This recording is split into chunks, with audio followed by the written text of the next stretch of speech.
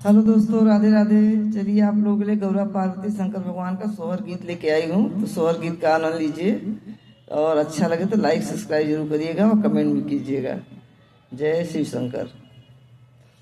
अरे भंगिया कयामली महादेव भंगिया भंगिया करई भंगिया भंगिया करई हो मोरी गौरा भंगिया पिसतयल सानी तछन में ब्या कुल भाई छन में व्याकुल भाई हो मोरी गौरा भंगिया पिसतयल सानी तछन में कल भाई छन में कल भाई हो दुआर से आइले महादेव गौरा जी से पूछाई त गौरा जी से पूछाई हो मोरी गौरा कौना संकट तोहरे लागल नयन नीर चुअई नयन नीर चुअई हो।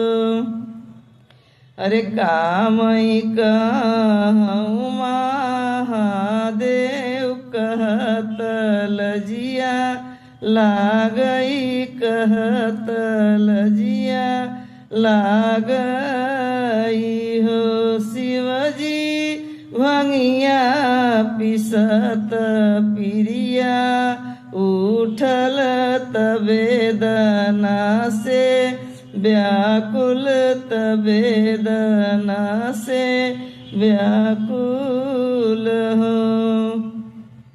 इतनी बचन शिवजी सुनले मन ही मनया नंद भाई मन ही मनया नंद भाई हो शिवजी बैल पर भइले सवार खोजन चले डगरिनी खोजन चले डगरिनी हो।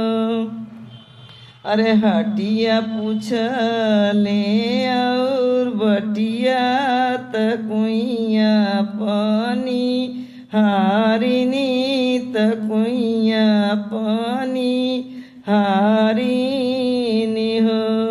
अरे कौन हुए डगरिनिया वास जहाँ हो बसाई डगरिनी जहाँ हो बसाई डगरिनी हो।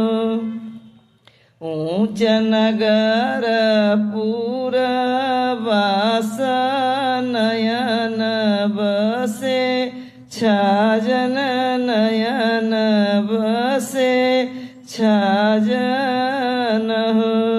अरे उहई हव डगरिनिया वास जहाँ हो बसाई डगरिनी जहाँ हो बसाई डगरिनी हो। के मोरे खपड़ी उजारे लछतरी वावे लछतरी वावे लहो मोरी बहिनी के करे भयन नंद लाल ही राखी आवेला तही राखी आवेला हो।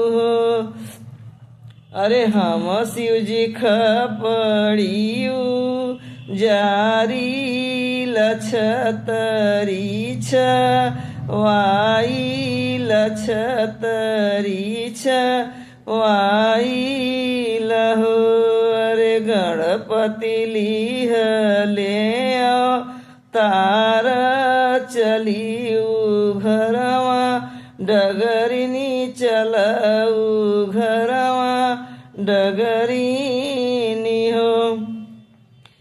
अरे गणपति हमरे लीह ले तार चलऊ घरवा डगरिनी चलऊ घरवा डगरिनी हो।